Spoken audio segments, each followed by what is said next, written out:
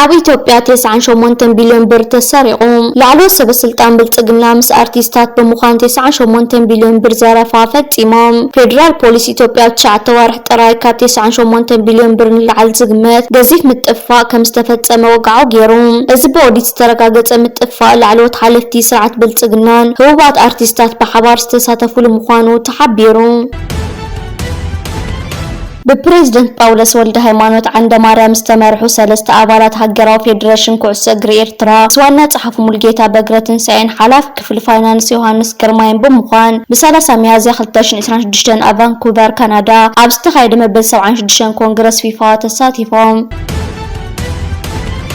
ኣብ ከተማ ዋሽንግተን ዲሲ ሕቡራት መንግስታት ኣሜሪካ ብመዓልቲ ፓስፖርት ዲሲ ዝፍለጥ ጽምብል ኤምባሲታት ማዕጾን ከፊተን ባህልን ምግብን መስተንን ካልእን ዘላልያሉ ዓመታዊ ናይ ጎደና ፌስቲቫላት ዘካይዳላ እዛዕዚ ዝተወርሒ ጉንበት እያ። በዘጋጣሚ ኤምባሲ ሃገር ኤርትራ ዋሽንግተን ዲሲ እውን ዓመታዊ መበል 50 ግዜ ብምስታፍ ብኩለንትንኡ መወዳድርቲ ዘይብሉ ካብ ኩለን ኤምባሲታት ዝበለጸ መደብ ስለተዳሉ ብዙሓት በጻሕቲ ልዕሊ 4000 ነጋድያን እንዳተመላለሱ ኣድናቆቶም ካብ ዝገልጹላ ዓመታት ዘቑፀረት እያ። ዓመት 2026 ውን ፍልይ ብዝበለ ቀራርባ ንዓለም ለኻዊ ዲፕሎማሲያዊ ማሕበረሰብ ባህሊ ንምልላይን ንምልዋጥን ዓብይ መደብ ዳልያ ከም ትልሙድ በጻሕታት እንግዳላ። በኻል ዜና ሓው ሜጀር አዛም ዝርከብዎም 6 ኣባላት ስድራ ቤት ኣዛዚ ሓይልታት ዋልታ ሱዳን ኣብ ኣግላይ ከይካል ኣብ ክልል አልጀዚራ ብዝተፈጸመ መጥቃዕቲ ሰብኣሎ ነፋሪት ተቐቲሎም እቲ መጥቃዕቲ ነቲ ኣብ ካህሊ ዛይዳን ዝርከብ ገዛ ስድራ ቤት ዕላማ ዝገበረ ኮይኑ ኣብ ልዕሊ ዕርድታት ናይቲ ጉጅለ ሳልሳይ ከምዚ ዓይነት መጥቃዕቲ ምዃኑ ተገሊጹ። መከላኸሊ ኣየር ዕጡቕ ሓይሊ ሱዳን ሎሚ ንጎ ብኢማራት ዓረብ ዝድገፍ ሚሊሻ ጃንጃዊድ ዝተወንጨፈ ሓያሎ ሰብኣሎ ነፈርቲ ንእሙር ድማን ዕላማ ንምግባር ኣብ ዝፈተነሉ እዋን ዓጊቱ ኣውዲቕዎን እዩ። እቲ ምክልኻል ኣየር ንኹለን ሰብኣሎ ነፈርቲ ብዓወት ከም ዝዓገተን እቲ መጥቃዕቲ ቅድሚ ዕላማታቱ ምዕዋት ከም ዝፈሸለን ምንጭታት ሜዳ ኣረጋጊጾም። ኣብ ግንባር እግሪ መኻል ሰራዊት ኤርትራ ሲዕርና እዩ። ብሰንኪ ጉጉይ ቅማረ ጻድቃን ሰራዊት ኤርትራ እግሪ መኻል ሰፊሕ ጉድኣት ኣብ ሰራዊትና ነጽዋራትና ነስዒቡልና ባህላዊ ጀነራል ዮሃንስ ወይኑ ዛዜ ካብቶም ላዕለዎት ኣዘዝቲ ሰራዊት ኢትዮጵያ ነይሩ። ኣብቲ እዋን ሓለቓ ስታፍ ኢታማዦር ሹም ናይ ምክልኻል ኢትዮጵያ ነይሩ። ኣብ ልዕሊ ኤርትራን ኤርትራውያን ዝኽሓንጽል እዩ ነይርዎ። ኣብ ካልኣይ ወራር ኩናት ሩባ በለሳ እግሪ መኻል ነቲ ቅዲ ኩናት ምስ ናይ ቅድም ላዕለዎት ኣዘዝቲ ሰራዊት ደርጊ ኮይኑ እዩ ሓንጺጽዎ።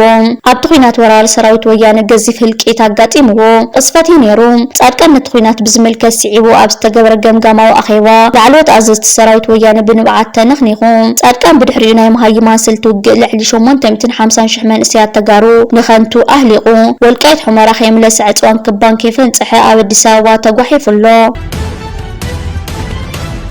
بخال زينا قالت حيل إيران محمد باقر غالباف مس دونالد ترامب مستيراو سممع خمس تجبر أبز قلة اللوان بين إسلام وحلوة ثورات عسيرو تبهلهم تاوشتوان سبات إيران زوت الزبزبات كم سحبرغو عفنيا بايت إيران محمد باقر غالباف أبز قرب أوان واشنطن استلأخذ وقع ملغت بسملكت بحلوة إسلام وثورة مرمرة خمس تجبر اللو يحبرون بمسارة زبزبات إسلام وحلوة إيران غالباف وتدرى مرحنة كي توكسم مس دونالد ترامب سممع قبر فتيو نزبل امنتار لو استقبار زبوشتوش تخمت حس امنتن كم كحداتن كم زرق ينقر كاوشو جميرو غالباف مس أبلا سدرو أبناي جزاء سور كوينو خمس تقمت من شتات يحبرو توسخ قصتات كم زملكتو منستر قديات وصا إيرانون مست قديات بستاساسر نحاتي روان تأثيرو دحيرو خمس تفتحة بدحري إدما خابتها قروتين بروسيا خمس خادا يحبر إذا خمسيلن كلو غالباف أبتحت تصنع مكتتال حلوة سور إيران كنت تنحن انقصاصاتون ركباتون بقربا كم سكتاتلووني نقر أبز قرب أوان مس دونالد ترامب استأسسوا قالات غالباف مسنا دقس اللياك سلفن إيران نابقى الأنفت كمار حكم زخيلن زملكت كوينو أوشتها قرب كواوي زنبرة ترطار خمسة حيالة يمن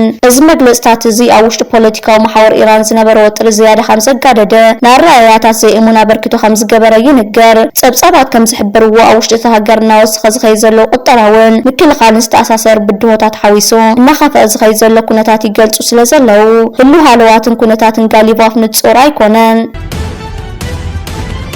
بخالد زينا دما إسرائيل ኣብ ልዕሊ ደቡባዊ ሊባኖስ ብዘካየደት ተመጥቃዕቲ ኣየር 4 ደቂ ኣንስትዮን ሓደ ህፃን ዝርከብዎም ብውሑድ 13 ሰባት ከም ዝተቐተሉ ሚኒስትር ጥዕና ሊባኖስ ኣፍሊጡ። ሰራዊት እስራኤል ነበርቲ ክወፅኡ ኣብ ዝኣዘዘሉ ኣውራጃ ነባቲሕ ኣብ ዝርከብ ሓቡሽ ካብ ዝተቐተሉ 8 ሰባት 2 ደቂ ኣንስትዮን ሓደ ህፃን ይርከቡ። ኣብ ወረዳ ሲዶን ኣብ ዝርከብ ዝራሬ ድማ 2 ደቂ ኣንስትዮ ሓዊሱ 4 ሰባት ክቕተሉ ከለዉ ኣብ ወረዳ ጢሮስ እውን ሓደ ሰብ ተቐቲሉ ብተወሳኺ ብድምር 2 ሰባት ሰባት ከም ዝቆሰሉን እቲ ሚኒስትሪ ኣፍሊጡ ዋላ እኳ ንሰለስተ ሰሙን ጸንሕ ምቁራጽ ተኹስ ተገይሩ እንተነበረ ኣብ መንጎ እስራኤልን ሒዝቦላህን ዝካየድ ውግእ ግን ሕጂ እውን ይቕጽል ኣሎ። ብቐዳም ብኢራን ዝድገፍ ጉጅለ ሒዝቦላህ ኣብ ሊባኖስ ዝርከቡ ወታደራትን ወታደራዊ መካይንን እስራኤል ዕላማ ከም ዝገበረ ገሊጹ።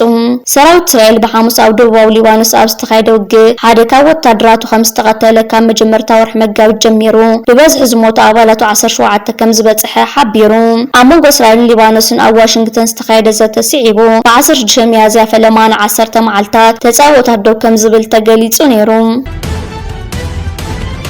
ኣሜሪካ ብወሽመጥ ሆርሙዝ ንምሕላፍ ንኢራን ተወሳኺ ክፍሊት ንዝኸፍላ ትካላት መራኸቢ ማዕቐብ ከም ዝንበረለን ኣጠንቂቓ። ዓርቢ መዓልቲ ኣሜሪካ ኣብ ልዕሊ ንብረት ወጻኢ ሃገራት ቁፅፅር ዝገብር ቤት ጽሕፈት ኣብ ዘውፅኦ መጠንቅቕታ ኣሜሪካውያን ውልቀ ሰባትን ኩባንያታትን ትካላት መንግስቲ ኢራን ምንም ዓይነት ቀረጽ ከይኸፍሉ ኣጊዱ።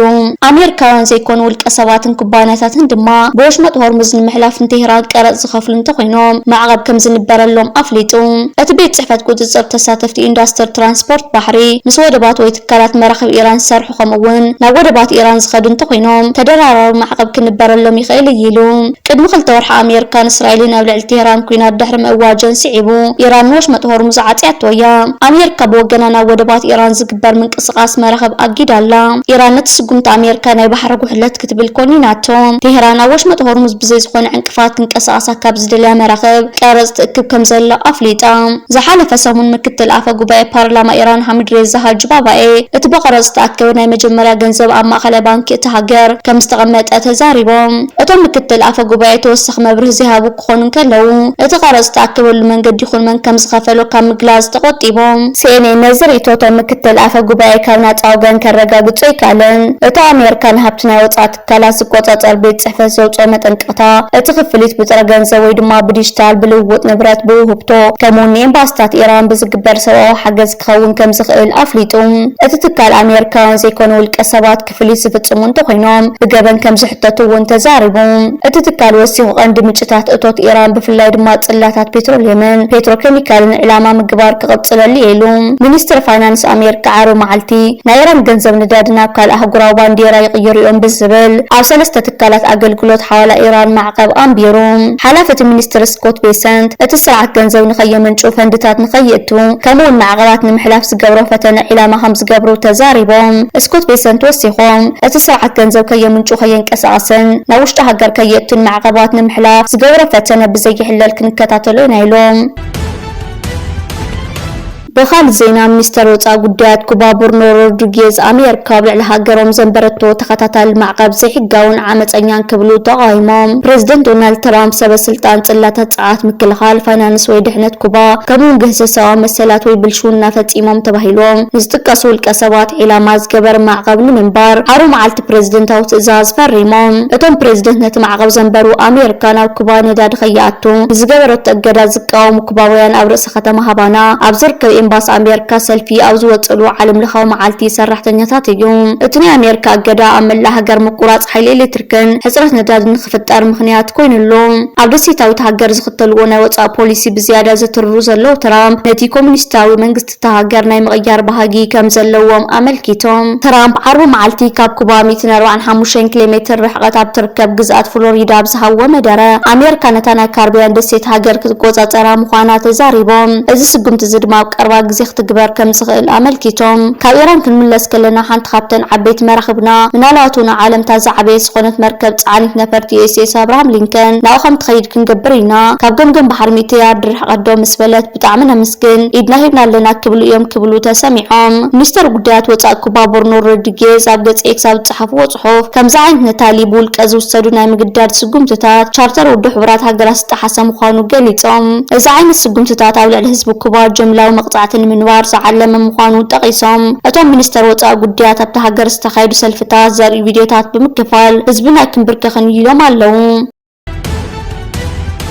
ኤርትራ ጿር ክትገዝእ መሰላ ምዃኑ ተገሊጹ። መላእ ዓለም ብሓፈሻ ቀይሕ ባሕርን ቀርኒ ኣፍሪካን ብፍላይ ናብቲ ኣፋፍ መድረኽ ኣብ ዝኣተወሉ ዘሎ ግዜ ኤርትራ ላዕላዊ ግዛእታን ግዛእታዊ ሓድነታን ንምሕላውን ምክልኻልን ኣጽዋር ክትሽምት መሰላ ምዃኑ ተገሊጹ። እቲ ኤርትራ ጿር ክትገዝእ መሰለ ኣለዋ ድዩ ብዝብል ኣርእስቲ ዝተዳለወ ጽሑፍ ኤርትራ ጿር ትገዝኣላ ኤርትራ ካብ ከምዚ ሃገር ከምዚ ዓይነት ወታደራዊ ጿር ትእቱላ ተሰምዑለይ ዕጎቱለይ ዝብል ክሲ ኣብ ዝስማዓሉ ዘሎ ግዜ ብምዋል ዝርዝራዊ ጽሑፍ ብምጅማር ኤርትራ ሃገራዊ ረብሓ ንምሕላው ጎደባዊ ሰኔት ንምፍጣር ወታደራዊ ቁጠባዊ ዲፕሎማስያዊ ዓቕማ ምጉልባት ምሕያልን ኣጽዋራት ክትሽምት መሰል ከም ዘለዎ ኣረዲኡ። እቲ ዝርዝራዊ ጽሑፍ ኣብ ትሕቲ ዓለማዊ ሕጊ ዝኾነት ሉዓላዊት ሃገር ንሃገራዊ ጸጥታን ዓርሰ ምክልኻልን ኣጽዋር ክትውንን መሰል ኣለዋ ድሕሪ ምባል እዚ ጽዋር ናይ ሙናን መሰል ኣብ ትሕቲ መትከላት ዓለማዊ ሕጊ ብፍላይ ቻርተር ውድብ ሕቡራት ሃገራት ዓለማዊ ሕጊ ሰብኣዊ መሰላት ዝተደረተ እዩ ክብል ኣረዲኡ። እቲ ጽሑፍ ቀጺሉ ሓንቲ ሃገር ኣብ ትሕቲ ዓለማዊ ሕጊ ኣጽዋር ናይ ሙናን መሰል ኣለዋ ክበሃል እንከሎ እምበኣር ላዕላዊት ሃገር ዝመርሕ ዘሎ መንግስቲ ንሉዓላዊ ግዛእትን ናጽነት ሃገር ንምሕላው ወታደራዊ ጸዋር ክሽምት ከፍርሕ ክቆጻጸር መሰል እዩ ክብል ጠቒሱ።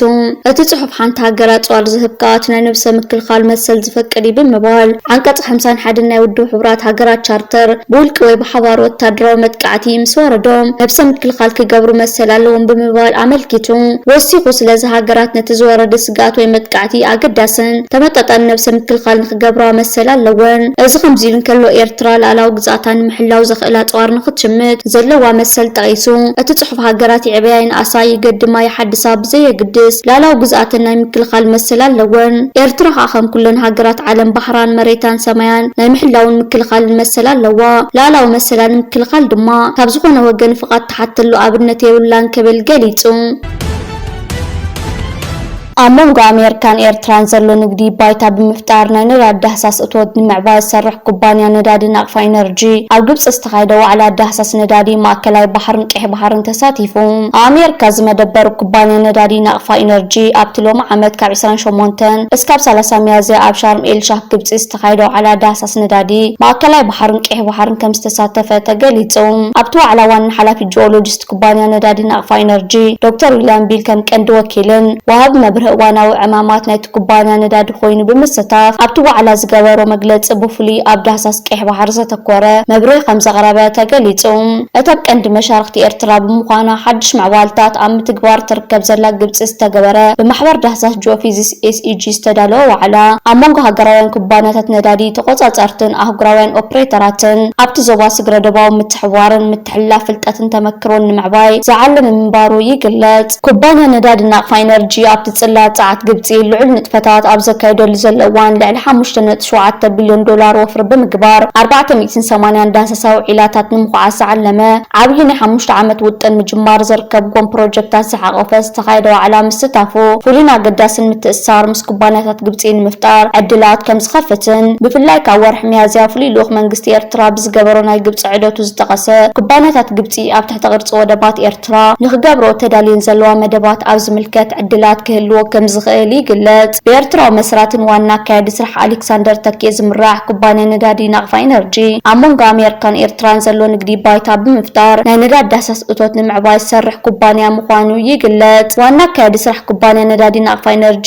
ኣቶ ኣሌክሳንደር ተኪየ ኣብ 2002 ዝመስረቶ ቤት ምክሪ ንግዲ ኤርትራ ኣሜሪካ ኣብ ውሽጢ ማሕበረኮም ንግዲ ኣሜሪካ ፍልጠትን መረዳእታን መንግስቲ ኤርትራ ንምምሕያሽ ዝፅዕርን ከምኡውን ብኣንጻሩ ናይ ኤርትራ ከምኡውን ኣብ መንጎ ክልቲአን ሃገራት ንግድን ወፍርን ንምስፋሕ ብፍላይ ኤርትራ ብሕታው ጽላት ቁጠባዊ ምዕባለ ንምድንፋዕ ዝሰርሕ ቤት ምክሪ ፈጻሚ ዳይሬክተር ምዃኑን ብተወሳኺ ይግለጽ። ከም ዝፍለጥ ኩባንያታት ስዑድ ዓረብ ናብ ኤርትራ ብምእታው ነዳዲ ከም ዝረኸቡ ምግላጾም ኣይርስዕን። ሕጂ ድማ ካልኦት ዓበይቲ ትካላት ዓለምና ምስ መንግስቲ ኤርትራ ብምትሕብባር ነቲ ነዳዲ ንምውፃእ ኣገዳሲ ስምምዕ እናተኻየደ ይርከብ።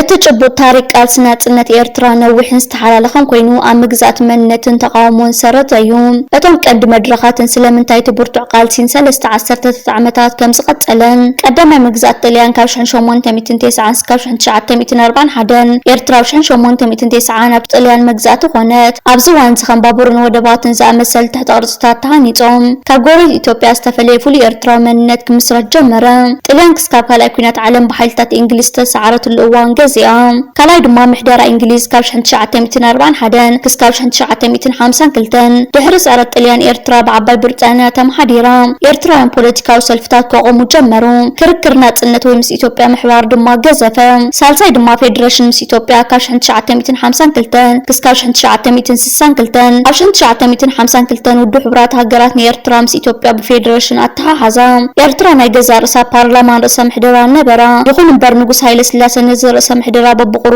ኣፍረሶ ኣብ 1962 ኤርትራ ብወግዒ ብኢትዮጵያ ተሓወሰት ወይ ድማ ተወረረት እዚ ድማ ንብረታዊ ቃልሲ ኣባርዐ እቲ ራብዓይ ድማ ብረታዊ ቃልሲ ካብ 1961 እስካብ 1991 ቃልሲ ናጽነት 30 ዓመታት ዝወሰደ ኮይኑ ኣብ ኣፍሪቃ ካብ ዝነውሑ ግጭታት ሓደ እዩ ቀዳማይ መድረኽ ተጋድሎ ሓርነት ኤርትራ 1961 ቃልሲ ጀሚራ እቲ ናይ መጀመርታ ተቃውሞ ዝተበታተነን ብዞባታት ዝተመቐለን ነበረ ድሕራዊ መድረኽ ህዝባዊ ሓይልታት ሓርነት ኤርትራ ድሕሪ ህዝባዊ ግንባር ሓርነት ኤርትራ 1970 ተቐልቀለ ዝያዳ ውድብ ስሉጥን ብሓሳብ ዝተዋሃደን ኮነ ንመንግስቲ ደርጊ ምቕላስ ህዝባዊ ግንባር ሓርነት ኤርትራ ምስቲ ደርጊ ተባሂሉ ዝፍለጥ ወታደራዊ ስርዓት ኢትዮጵያ ተቃሊሱ ደርጊ ብሶቪየት ሕብረት ዝድገፍ ኮይኑ ከቢድ ወታደራዊ ሓይሊ ብኣየር ዝግበር ደብዳብ ሓዊሱ ተጠቂሙ ይኹን እምበር ኤርትራውያን ተጋደልቲ ብተጻዋርነት ብልሓትን ብርቱዕ ህዝባዊ ደገፍን ዓወታት ኣመዝገቡ ሓምሻይ ድማ ዓወትን ናጽነትን ካብ 1991 እስካብ 1993 ኣብ 1991 ሓይልታት ህዝባዊ ግንባር ሓርነት ኤርትራ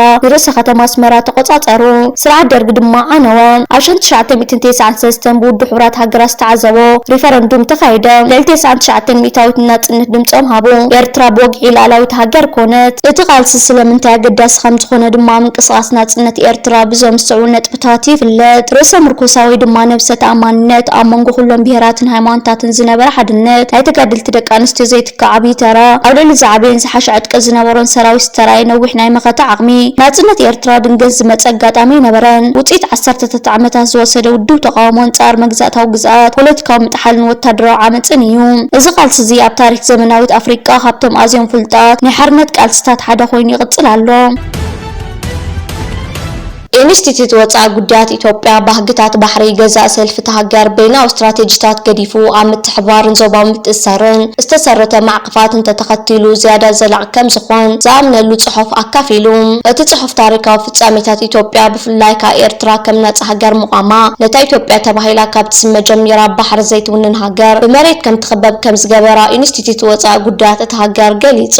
እቲ ኢንስቲትዩት ኣብ ጽሑፉ ናይ ኤርትራ ነጻ ሃገር ምዃን ኢትዮጵያ ቁጠባዊ ዕቤታ ስትራቴጂ كوهرفانن نمعوات زيادة زتقما محاورة وجودلت تبهيلو كم زجلات تغيسهم منجست بالتجنا ناتجوارا ولا لو الناس جبر زلوا معازن مغيار ولا كوازبا وطرات انت فترة زتعمى من مأتو كح بحرن محاسب جبر جبرا وتعر جيرو كم زردو قبل التصحف جليتهم أبتي نستيت وانا دايركتور مرمر بزحنا تاو جديات دكتور يتوينا جبر زغرا وملختي سلف بالتجنا زحزل حات إير مجلتيهم بهجتات بحر إثيوبيا ببينا واستراتيجيات كديفو بناي متحوار زوا ومتأثرن استسرت معطفات انت تغطيلو زيادة زلق خوني مكر بمواد اتسلفين نوح وان بحيلون تقنا افرق بحر خنركبا لنا زبل جرحو بزلاق مفتح زبلا جلالتا دليت اتسلفي كم زي واتس مأمانو ارديو